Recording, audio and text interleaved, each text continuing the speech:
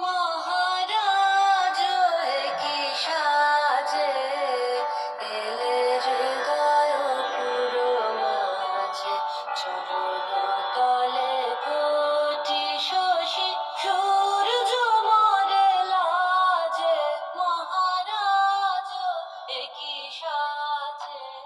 জন্মদিন আসে বারে বারে মনে করা বারে, এ জীবন নিত্যই নূতন, প্রতি প্রাতে আলোকিত পুলকিত দিনের মতন। আজ 25শে বৈশাখ, কবিগুরুর 163তম জন্মজয়ন্তী উপলক্ষে আমার আজকের নিবেদন কবি পূর্ণেন্দু পত্রীর লেখা কবিতা রবি ঠাকুর।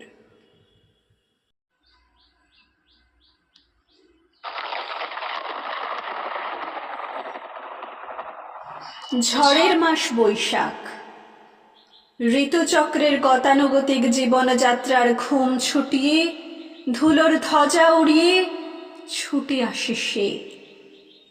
আগে আগে তাকে পথ দেখিয়ে চলে বিদ্যুৎ, তীব্র তার হাসির ছটা, পিছনে পিছনে হাঁটে বজ্র, পিঠে তার দারুণ দুন্ধুভি, দেখি আকাশে চলে আগুন, রোদের চাপা কলিতে লাগে রক্ত জবার রং, হাওয়ায় নড়ে চড়ে ওঠে ঘূর্ণি, মজা নদীর মজ্জায় পাকিয়ে ওঠে সিঁদুরে ঢেউ, শিউরে ওঠে বন, সারা ভুবন জুড়ে জাগে চঞ্চলতা এই বৈশাখে।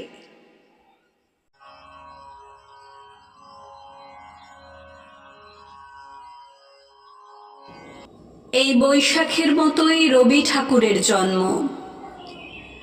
সোনার আশ্বিনে নয়, হিমের রাতের অঘ্রাণে নয়, ফুল রাঙানো ফাগুনে নয়, এই খর ক্ষিপ্র বৈশাখেই তার জন্ম। এই খ্যাপা বৈশাখীর গৈরিক তিলক দিয়ে সাজানো তার জন্মদিনের ললাট।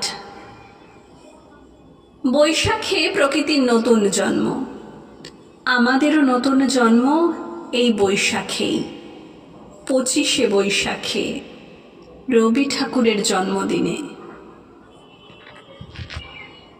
দেখতে হয় না ক্যালেন্ডার, জিজ্ঞেস করতে হয় না তারিখটা কবে, আগে থেকেই বুকের মধ্যে সাড়া ওঠে 25শে বৈশাখ আসছে, রবি ঠাকুরের জন্মদিন।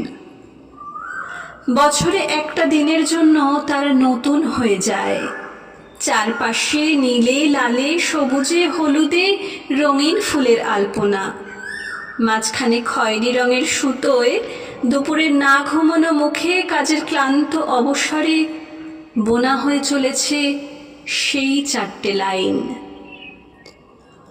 উদয়ের পথে শুনি কার বাণী, ভয় নাই ওরে ভয় নাই, নিঃশেষে প্রাণ যে করিবে দান, ক্ষয় নাই তার ক্ষয় নাই।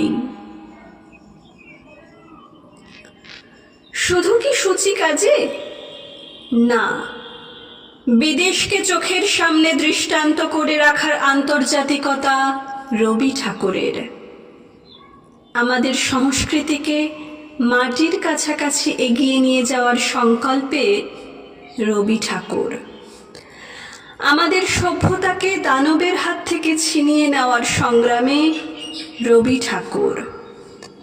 আকাশে মাটিতে মনে এত যে বৃষ্টি পড়ে তার ছন্দ রবি ঠাকুরের, এত যে ফুল ফোটে তার গন্ধ রবি ঠাকুরের। তাই প্রতিদিনই তার জন্ম, কোনোদিনই তার মৃত্যু নেই। কালের কালা পাহাড় এসে কোনোদিন যদি ভারতবর্ষ থেকে সমস্ত ঠাকুরের পুজোর প্রদীপ নিভিয়ে দিয়ে যায়, তবু একটি ঠাকুরের বেদি চিরকাল থাকবে মাটির সঙ্গে গাঁথা। কোন ঠাকুর? রবি ঠাকুর, রবি ঠাকুর।